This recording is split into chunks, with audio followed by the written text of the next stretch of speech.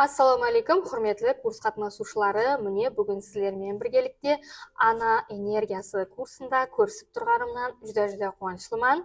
Міне бүгін сіздерменен 7 күн дауамында аналарымыз хақында, хаялларымыз хақында һәм оның энергиясы хақында сөйлесеміз. Яғни айтқанда, аналарымыз бір қолыменен бесікті тербетсе, бір қолыменен дүнияны тербетеді деген гәп бар. Енді бұнда неге назерде тұтылған, нені назерде тұтып айтқан екен? Міне бүгін сіздермен біргелікте ана энергиясы қай дәрежеде күш қуатқа ие, қай дәрежеде ол құдіретлі, міне соларды біргелікте ілімпазлар тарапынан зерттелген білімдерменен, сырларменен бөліспекшімен. Бұл курста оқыған әрбір ана өзінің баласына қай дәрежеде тәсір ете алатынын, әрбір хаял өзінің өмірлік жолдасына қай дәрежеде тәсір ете алатынын, құласы айтқанда бесіктегі кішкентай ғана бөпе, ұл перзентіміз де ер адам. Яғни айтқанда біздің әкеміз де ер адам. Біздің әкеміздің әкесі де ер адам. Құласы айтқанда бұл өмірдегі әрбір ер адам қайсы жаста болудан қатты назар, ол ер адам болып есептелінеді екен. Енді бүгін сол ер адамларға ана энергиясы қалай тәсір ете алады?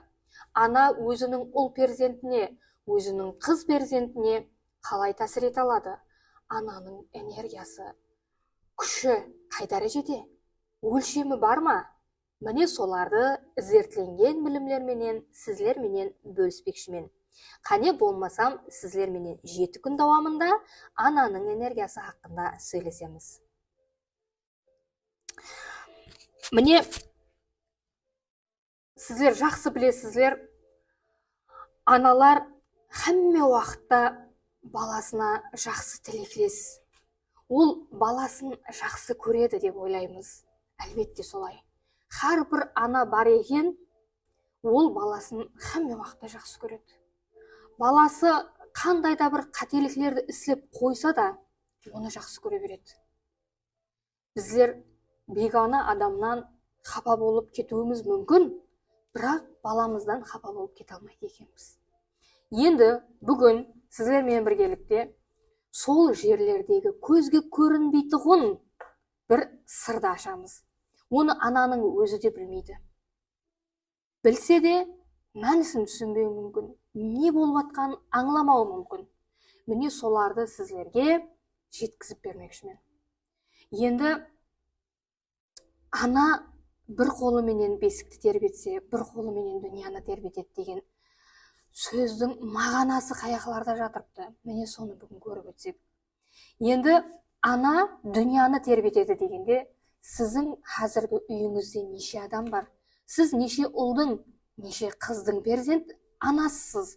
Сіздің неше перзентіңіз бар? Нешеуі ұл, нешеуі қыз? Ойлап көрің. Менің айны осы курсым аналар өзінің энергиясының құдіретін біліп алуға ең керекті курс болып есептелінеді. Бұл білімлерді білген ана өзінің перзентін биік-биіклерге алып шыға алады. Ол анық. Іспаттан өткен, дәлелленген, зерттелген білімдер. Енді бір қолыменен бесікті тербетеді дегені, ана 10 перзентті дүнияға әкелсін, 15 перзентті дүнияға әкелсін, ол бір қолыменен бесікті ғана тербетеді. Екінші қолыменен дүнияны тербетеді дегені, сол 15 балаға ол тәсір ете алады. Ол ана 15 балаға тәсір ете алады екен. Енді аналарымыз қыз уақытынан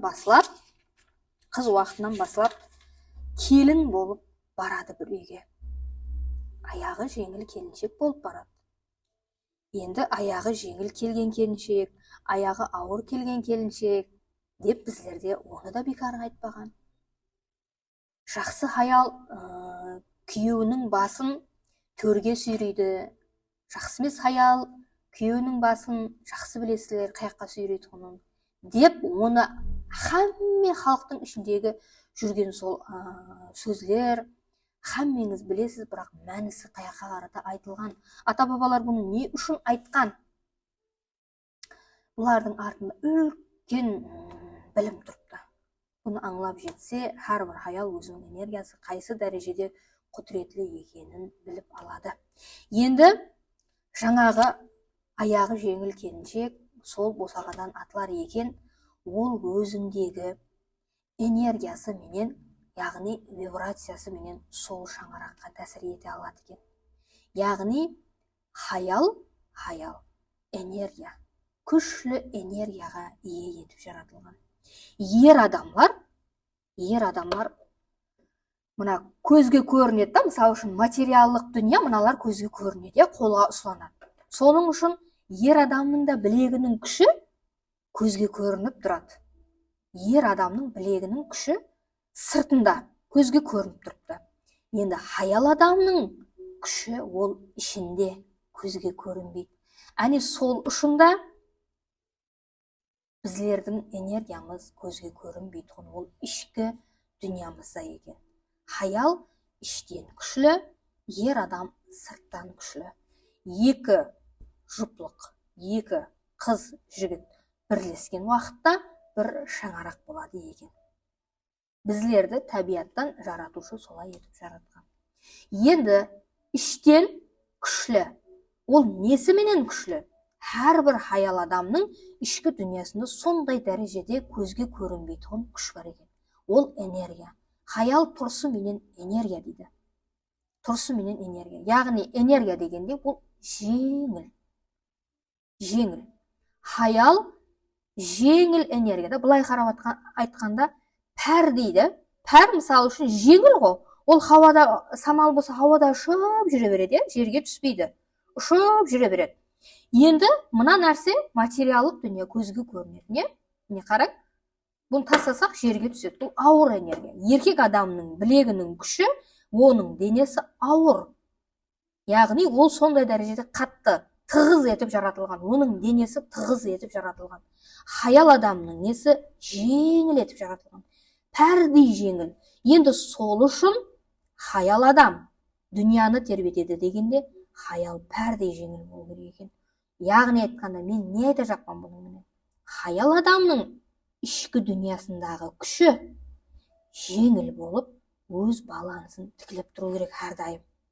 Енді хаял жеңіл энергия екен, ол енді сол жеңіл энергиясын жақсылықларға сарпылау керек. Жақсылықлар ол не? Дүнияны тербететұғын, сол балаларына тәсір ете алатұғын, балаларын, өмірлік жолдасын, қар тәрепілеме қызларына тәсір ете алатұғын, ода күш бар екен. Дүния дегені бұл біздің әзір мына біздің территориямыздағы біздің үйіміз, бұл біздің дүниямыз. Ана 10-15 перзенті дүнияға келді. Енді олардың рауажлануына ананың энергиясы күшлі тәсір етеді екен. Енді сол ананың ішіндегі энергия қанша жеңіл болса дейді, ол перзентлері сол энергиядан азықланып, жоллары ашылып кете береді екен. Енді әрбір аналарға айтарым, мехрибан аналарымыз бар.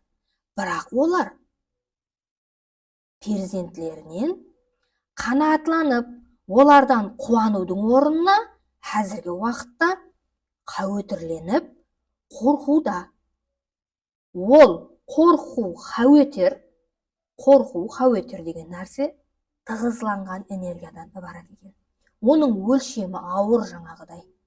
Ал егер ана ол балаға қуанып, ол баладан тәшвишленбейтұғын болса, ол жеңіл энергия. Энергиясы жеңіл.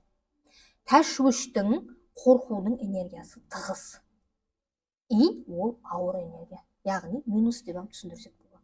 Ал енді ол баладан қуанып, оны әмме уақытта мақұллап, ол баладан қауетір алмаса, әрдайым одан кеулік тоқ болса, бұл жеңіл энергия плюске кіреді. Енді осы жерде көп аналарменен ісілескенмен да мен айтайын, 90% аналарда мен соны аңладым. Соның ұшында осы курсты қоюға әрекет етіледі. Осы курсты авторы өзім. Бұл курсты жаратуымнан мақсат көп аналарымыз психологиялық тараптан осы білімді біліп алуын қаладым. Яғни айтқанда мен қанша жылдар бойы оқыдым, ізлендім, сонша ілімпазлардың кітапларында, низамларда hamma нәрсені түсіндім да, и атрафқа жоғарыдан назар салып қарасам, сондай дәрежеде аналардың уайымы басым болып бара жатқан екен. Уайымы. Олар мехрибан, баласына жан күйер, қаттыға оны ойлаушы аналар болып тұрып, бірақ әлем низамына ол тура келмейтінін түсініп қалдым. Соның үшін да, құрметлі аналарға, бұл курсты жеңілдеткен халда, осы курсты біліп, сол білімдерге әмел етсе, оның баласы hamma уақытта жетіскендікке ерсет деген да. Енді мен осындай бір сөзді мәнісі үлкен екен. Қазір қарап естіп алың. Жаратушы дейді. Жаратушы. Ананың дейді. Тіліндегіне емес дейді. Ана тіліменен баласына ойбай жолың болғай айналайын, бара ғой айналайын деп айтады ғой, тіліндегіне емес дейді. Оның діліндегі, яғни жүрегіндегіні көреді дейді. Жүрегінен ана баласынан қорқса, ана баласынан хауетірленсе, оның энергиясы минусқа сілейді. Соны жақсылап жазып алсаңыз да болады. Ешқашан ана жеңіл энергиясын ауыр энергияға айландырмау керек.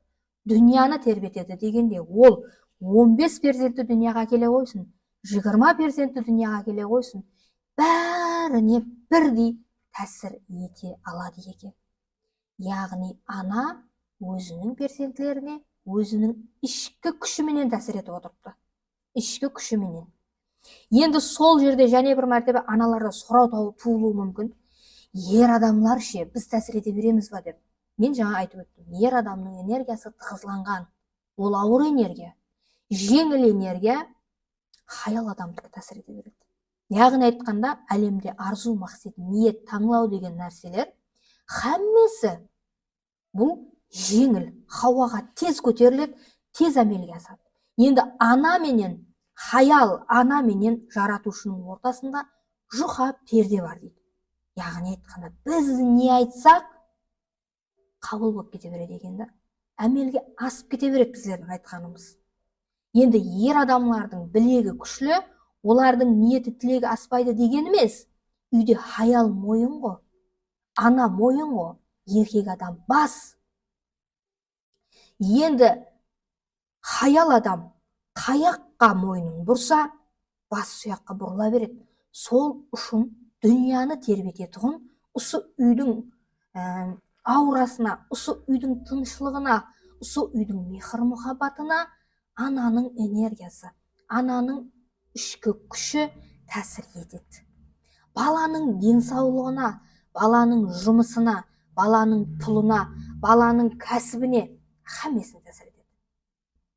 Ана өзіне қандай дәрежеде жаратушы тараптан күш, құдірет берілгенін біліп алса, ол өзінің перзентін жақсы тарапқа өсіруді бастайды. Уайым, мехрибаншылық, баласына ашыну, мен сілерге айтайын. Ол былай зерттелген екен. Қараң, бір мектепте балаларды солай зерттеліп көргенде, аналары сондай дәрежеде, мысалы үшін енді мына жерден мына нені алатұғын болсақ, мынандай 30 граммды қағаз деп алатұғын болсақ та болады, я болмасам қандай да бір жетіскерлікке еріскен бір қағаз, я болмаса диплом. Құлас айтқанда, бала анасына, ата-анасына осындай мен мынандай нәрсе ұтып алдым, я болмаса лотереяда мынандай нәрсе ұтып алдым деп алып келген уақытта ананың энергиясы, ата-ананың энергиясы мынандай болу керек екен. Ол баланың қолына ұсылап келген сауғаға емес, оның уақытын бағалау керек екен да. Қолына ұсылап келген сауғада, мысалы үшін бұл сауға ол үшін қазір бүйік болуы мүмкін. Ертең ол сауға ол үшін бүйік болмайды. Әлемде ұлы жаңа затпенен бақаланып болмайды да. Бұл жерде ілімпазлар нені айтажақ? Сіз балаңыздың қолына ұстап келген затты мақтамаң дейді. Оның оған кеткізген уақытын бақалаң дейді. Түсіндіре алдым ба? Қолындағы ұстап келген мына кішкентай, үлкен деп біздерде қазір пәленше лотереядан машина ұтып алыпты десе, дейді да, лотереядан бір 100 мың ұтып алыпты десе, оған қандай құтлықлау болады, оған қандай мақұллау болады. Енді сол жерде баланың ішкі самооценкасы орналасады екен да, ұл перзентлерде, қыз перзентлерде. Енді сол ананы қуантыру үшін ол мына материальный дүнияға жабысып қалу пайда болады екен да. Сол үшін бала материальный дүнияға, мынандай телефонға, машинға, тиллаға, тағы бір нәрсеге ұлыма жабысып қалмау үшін дейді, ата-анаға дейді, бала қандай да бір ютыққа, яғни жетіскерлікке еріссе дейді да, оның қолындағы нәрсесін мақтамаң дейді. Бұл үшін оған кеткізген уақытын қадірлеуді үйреткен болады екенсіз.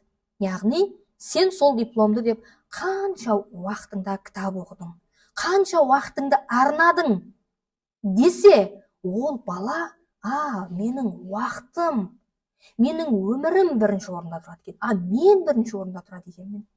Ал егер балаға мынандай нәрсені ұтып әкелсе, мына нәрсе мақталса, ана екінші бала келетте мына нәрсені алып келсе, мынау көбірек мақталып, мынау азырақ мақталса дейді, ол жерде біреуіне конкурент пайда болады дейді. Ана әммесін бірдей тербету үшін, бұл жаңағы 15 перзент біреуіне конкурент дейді. Несіменен конкурент? Ананың ітібарын алу үшін. Ата-ана қайда қараса, сол балаға олардың іштен ашуы, іштен оған деген несі пайда болады. Яғни одан озып кету, одан да күшлірек, мынаны ап келді ме, енді керет мен одан да зорын ап келемен деген дейді. Енді соны дейді, дүнияны бір тексті, бесікті қалай бір текст тербеттік, дүнияны бір текст тербетуде дейді, осы үйдегі мұхитты һәм бала дүнияға жабысып қалмайды, 15 перзент әммесі өзіменен әуере, біреуіне конкурент етпестей етіп тәрбиелау үшін қолындағы затты еш уақытта мақтамаң дейді. Қолындағы бұйымды емес, сол диплом үшін кеткізген уақытын мақтаң дейді. Сол уақытта ол өзін қадірлеуді үйренеді, һәм ол еш уақытта қолындағы дипломы менен мақтанбайды дейді. Һәм дейді, шекараланбайды дейді. Енді мынаны дипломды бүгін алды, уже мақталды, үйінде еле бір бала мақталды, еле 10-15 бала еле бұған еріскен жоқ. Пока аналар ерсімен дегенше, мен, орылап қойдым. Енді аналар жетіп аламан дегенше сәл демалсам да болады дегендей. Іште сондай нелер оянады екен балада. Енді солардың барлығын түсінген ана қолындағы затты еш уақытта мақтамау керек екен. Түсіндіңіз бе?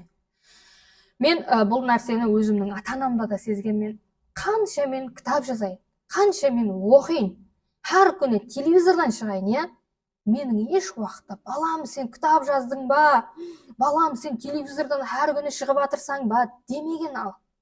Сол сөзді тілге алмағанда, мен қарап отырып өзімнің ата-анамды да анализдедім. Демек, мені сондай нәрсе менен мүлік қой балам, кітап жазып атсаң, кітабың шықты ма, телевизордан шығып атсаң, ол жерде оны мақтады ма, демек сенде тоқтау болады. Һәм материальный дүнияға жабысу болады. Сол үшін мен олардың нелеріне қарап отырып, расыменен де менде ондай тұйғу болмаған. Әр күні телевизордан шықсам да, әр күні мындай жаңалықтар жаратсам да, мысалы үшін әр неше жерде жұмыста істейтін болсам да, мені ол затларыменен мақтамаған. Менің уақытымды мақтаған екен. Уақытымды. Оларды да мен өзімдегі ата-анамда бұл білімлерді қарап отырып, атрафты мен күзетемін. Тек ата-анамда емес, әмме курсымда өзімнің өмірімнен болып өткен уақиғалардың бәрін айтып беремін. Қазір мен қалай отырман, менің еш уақытта сондай дәрежеде балам, сондай дәрежеде өзің ерсіп, өзің оқуға кірдің, өзің өйттің, өзің бүйттің демегенде соған кеткізген уақытымды мақтаған екен олар. Уақытың, соған қанша сенің уақытың кеткен, қанша сен соған уақытыңды арнадың. Соның үшін мен үшін уақыт мұхым да қазір. Сол дәрежеде мен адамларға айтып тұрамын. Қазір мен біреумен, қазір осы курсларды да не үшін мен арзанластырып, хаммеңіз оқың, көп адамларды оқытып атпан. Себебі менің уақытым қадірлі. Маған ата-анам уақытымды қадірлеуді үйреткен екен. Мен қазір мына бұйымларды қадірлемеймін. Уақытым мұхым. 1 минут уақытымды да сол үшін бекарға сарпылағым келмейді да. Қараң, адамның психологиясын сондай дәрежеде әсер етіп кетеді екен. Бұл мен кітапларда оқыған уақытымда да, бұл білімдерге жетіп келмеген уақытларымда да бұны ақырлықпенен өзімнің өмірімде көргенмен де анық бұл білімдерді оқып отырған уақытымда дегенмен өзімнің өмірімде де болған осы уақиғалар. Демек олар дұрыс деген. Мен оларды да өзімнің өмірімде анализ жүргізіп кетемін. Демек менің ата-анам дұрыс қылған екен. Алдыңғы уақытларда неге ондай қылмайды, неге бұндай қылмайды деп ойлайтын бұл білімдерді білмеген уақытымда да. Енді оқып отырған уақытымда қанша айтқанмен Ташкентте оқып отырман. Енді сонша дәрежеде Ташкентте оқу ансат емес. Сол уақытларда неге Ташкентте оқып отырман, неге Ташкентте оқып отырсаң деп мақталмайды дегендей нәрселер болатын еді. Бірақ білімдерді алғаннан кейін олардың дұрыс істеп отырғанын сезгенмен. Рахметімді айтқанмын. Қазіргі уақытта менің қолымдағы ешқандай жетіскерлікке, еріске мынандай нәрселерімді мүлікті мақтамайды. Тек қана уақытымды, өзімнің уақытымды мақтайды. Кеткізген уақытымның қадірін білдіртіп қояды болғаны. Ол жерде перзент мүлікке жабыспайды. Бәрібір алға кете береді. Және де уақытының қадірін біліп, мен мына жерде жүргенше, бекарға уақытымды өткізгенше мен мынандай қылайын. Мына жерде қазір мен бекарға уақыт өтіріп атқанша мен мынандай қылайын деп, бәрібір бала уақытының қадірін білу бұл үлкен жетістікке алып шығады екен да. Бұл психологияда тексерілген екен. Ілімпазларымыз ата-ана дейді, қолындағы затты мақтасаң, бұйымды мақтасаң, сол бұйымға жабысып қалады дейді. Бір машина алдыма болды, қалады сонымен. Енді уақыты деген уақытында ол әрбір минут секундының қадірін біледі. Бұл жерде ол ата-ана кітап оқы, өйт, бүйт деудің қажеті жоқ. Ал бұны өздеріңіздің балаларыңызға сынап көрсеңіз болады. Енді сол жерлерден басылап өздеріңіздің өміріңізді анализдеп көрсеңіз болады. Сіз өзіңіздің балаларыңызға, сіз өзіңіздің балаларыңыздың қолындағы жетіскерліктерін, не болмаса қандай да бір сертификатын, қандай да бір дипломын мақтағансыз ба? Менің балам пәлендей дипломды алды деген уақытында бірінші орында диплом кетіп қалады да. Бірінші орында баланы қою керек. Бірінші орында диплом емес. Менің ата-анам үшін материальный дүния емес, киім емес, тілля емес, қандай да бір гүл емес, қандай да бір машина емес, қандай да бір таж емес та. Диплом емес, қағаз емес, кітап емес та. Сен бірінші орында тұрасың да. Бала түсінеді екен да.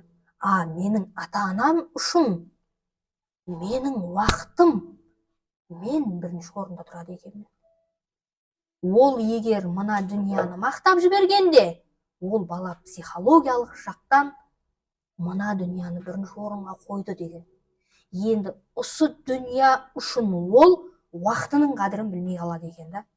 Ол осы дүнияны тауым керек, осы дүнияға ерісуім керек деп, ол уақытын дүнияға алмас жібереді. Яғни ата-ананың ітібары бала үшін бірінші орында тұрады. Бала үшін ата-ана осы дүнияның иесі да. Ата-ананың ітібарынан басқа еш нәрсе керек емес балаға.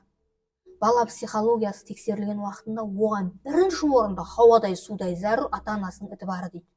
Енді ата-анасының ітібары оның алып келген мынандай сауға, жетіскерлігіне еріскен қандай да бір медал сол болатұғын болса, ол бала өзін екінші орынға қояды дейді. енді осы жерде сіз балаңызды бірінші орынға қоюды бүгіннен бастасаңыз да болады. Бүгіннен. Ендігі болашақ келешегіңізде бар ғой, или келеді ғой.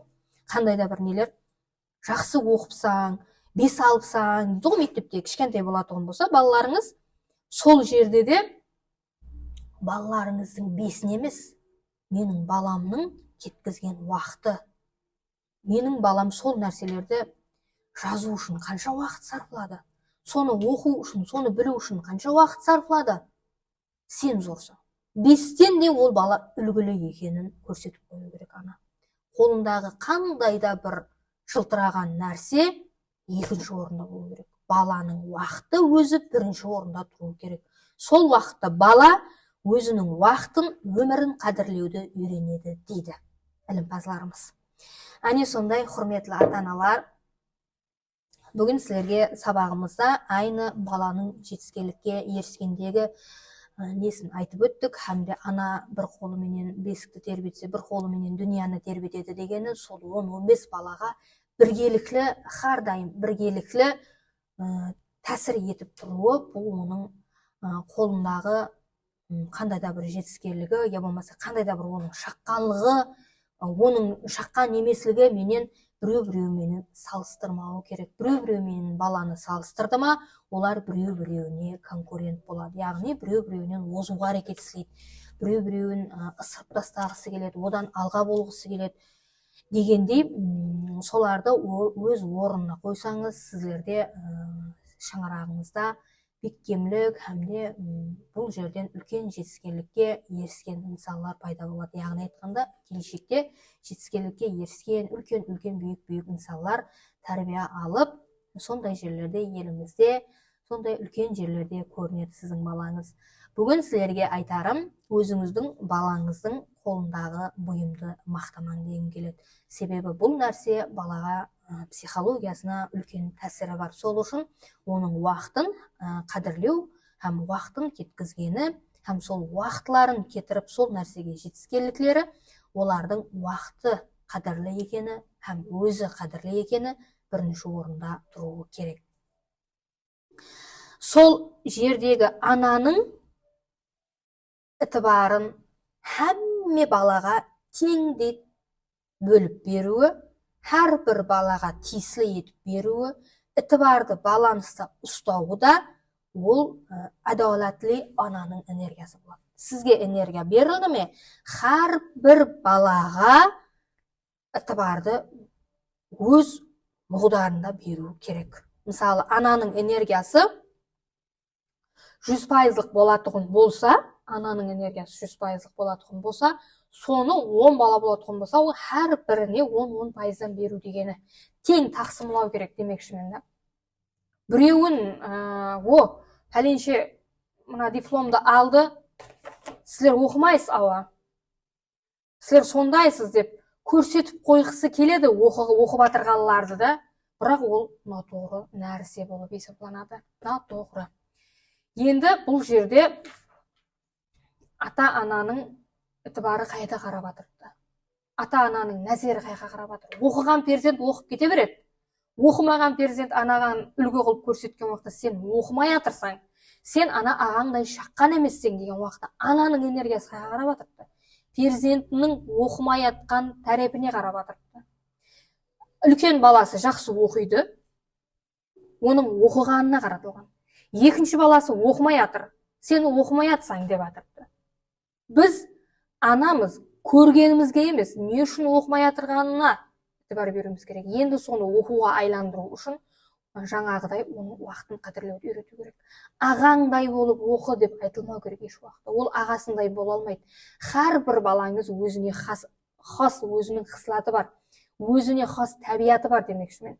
Жаратушы сіздің балаңыз 15 бала, 10 бала сіздің балаңыз, 5 бала да сіздің балаңыз, бірақ 5 бармақ бірдей емес қой.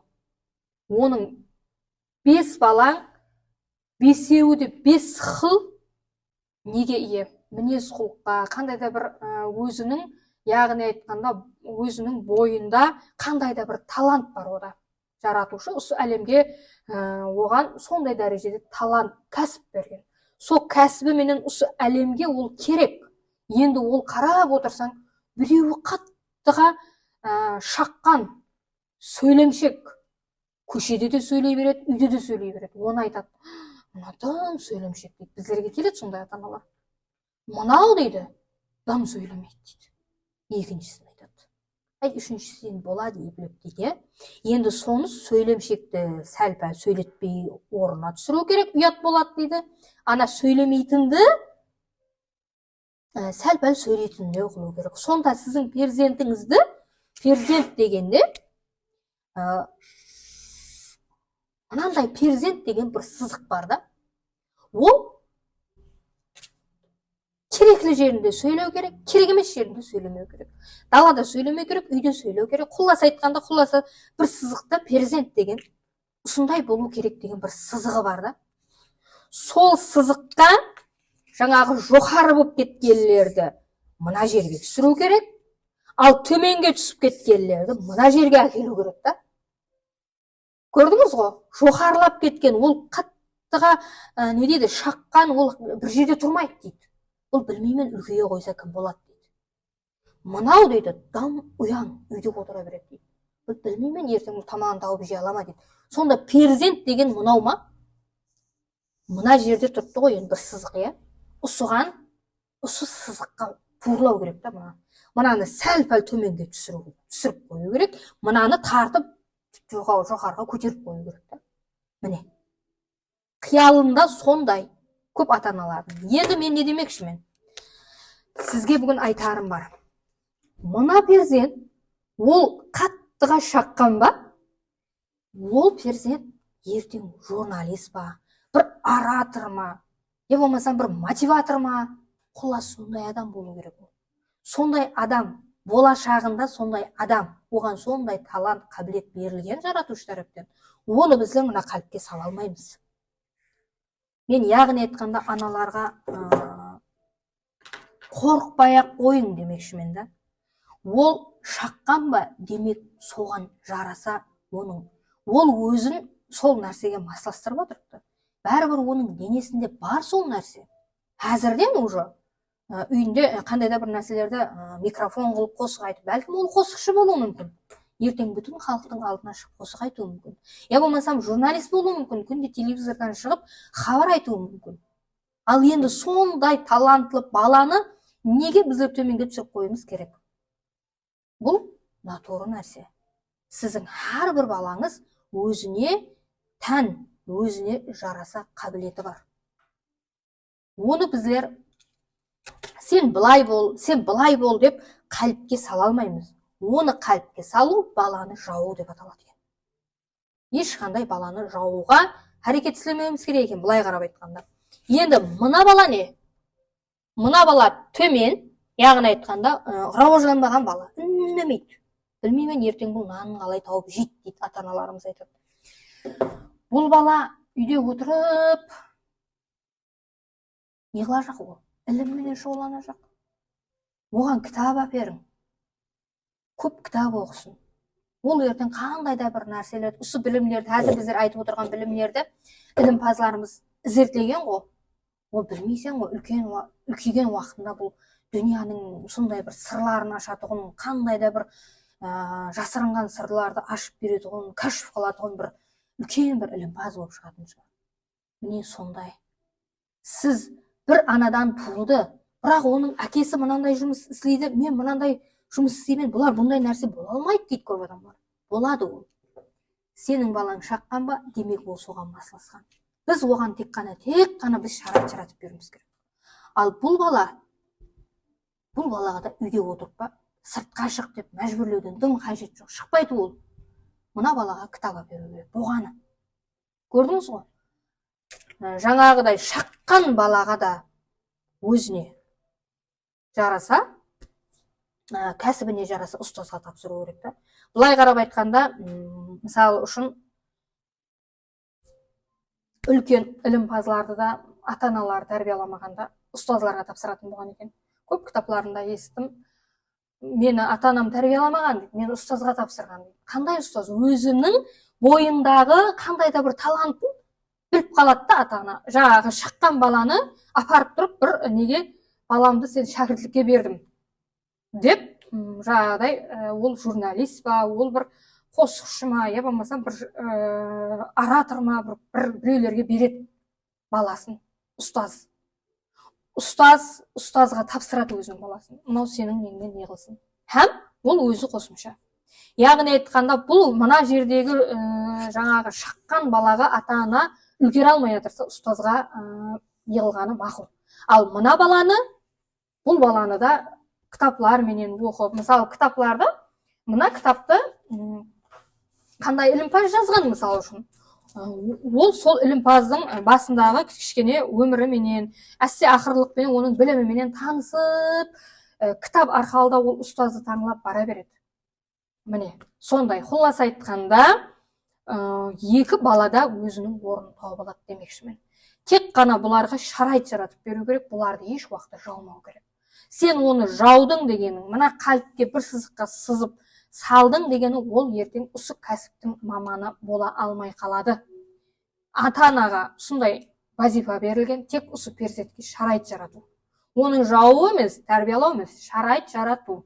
Ол баланы жаратушы сондай дәрежеде оригинал, сондай дәрежеде қабілетлі, сондай дәрежеде талантлы, шаққан, сау-саламат перзент етпек. Ата-ана тек қана оған шарайт жарату керек, имканият тудырып беру керек болғаны.